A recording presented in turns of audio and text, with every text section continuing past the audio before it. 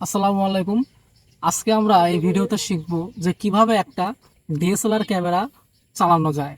যদি আপনি কখনো কোনোভাবেই ক্যামেরা কখনো হাতে নিয়ে না থাকেন বা না চালিয়ে থাকেন, তাহলে এই ভিডিওটা দেখলে আপনি যে কোনো ডিএসএলআর ক্যামেরা দিয়ে আপনি ছবি তুলতে পারবেন। তো যাই হোক, প্রথমে ক্যামেরার ব্যাটারি ইনপুট করার জন্য ক্যামেরার নিচে একটা জায়গা থাকে, সেটা হচ্ছে এই জায়গা। এখানে একটা চাপ দিয়ে এটা খুলে যায়। তারপর আপনি ব্যাটারিটা দেখবেন যে এই এই পোর্শনটা এ যায় কোন কোন জায়গায় আছে, এই পাশে না এই পাশে। এইটা এইভাবে একটু চাপ দিয়ে ভিতরে ঢুকাই দেবেন। এটা একদম ইজি প্রসেস। তারপরে যে এখানে আবার যেভাবে খুলছেন ওইভাবে দিলেই লেগে গেল। তারপরে যেটা আপনার করতে হবে, এইখানে ক্যামেরার ওপরে বাটন আছে দেখেন। কিছু ক্যামেরার এখানে থাকে, কিছু ক্যামেরার এই জায়গায় থাকে, অন অফ লেখাই থাকে। এখানেও সেম ভাবে লেখা আছে। আপনি যদি এই ডায়ালটাকে এইভাবে চাপ দেন, তাহলে দেখেন ক্যামেরাটা অন হয়ে যাবে। ঠিক আছে।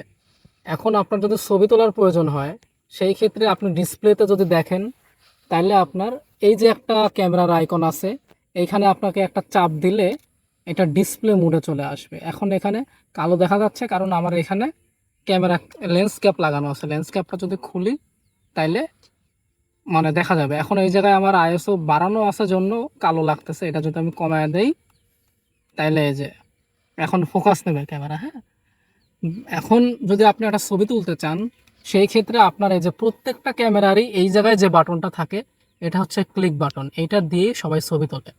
আপনি চাইলে ডিসপ্লেতে টাচ করে তুলতে পারবেন, তবে ওটা দরকার নাই। ওটা এক এক ক্যামেরায় থাকে, এক এক ক্যামেরায় থাকে না। তো যদি প্রথমে আপনি ছবি তুলতে যান, আপনি যদি ফ্রেম ঠিক করেন, ধরেন আপনি একটা ফ্রেম ঠিক করলেন, এখন ছবি তোলার ক্ষেত্রে আমি ছবি তুলেও আপনাদেরকে দেখাবো। সেই ক্ষেত্রে এই বাটনটা দুইটা অপশন আছে, একটা হাফ প্রেস, একটা ফুল প্রেস। আপনি হাফ প্রেস করলে ফোকাস হবে। এই যে আমার লেন্সও দেখাচ্ছে, আমি যদি হাফ প্রেস করি, এই যে লেন্সে কিন্তু ফোকাস হচ্ছে। আমি যদি ছবি তুলতে চাই, তখন ওই ফোকাস যে সিস্টেমটা আছে, এখানে হাফ প্রেস করে ধরে রেখে তারপরে একটা প্রেস করলে ছবি উঠে যাবে। আমি যদি ছবি উঠানো দেখাই আপনাদেরকে, সেই ক্ষেত্রে এই যে আমি যদি এই পাটের ছবিটা তুলি, আমি এই যে এখানে হাফ প্রেস করলে এইখানে এই যে ফোকাস হবে। এই যে ডিসপ্লের মধ্যে বিভিন্ন পয়েন্টে ফোকাস হচ্ছে। এই যে হাফ প্রেস করলাম, এখন ছবি তুলবো, ধরে আসি হাফ প্রেস করে। এখন ওই জায়গায় আর একটা চাপ দিলে ছবি উঠে গেল।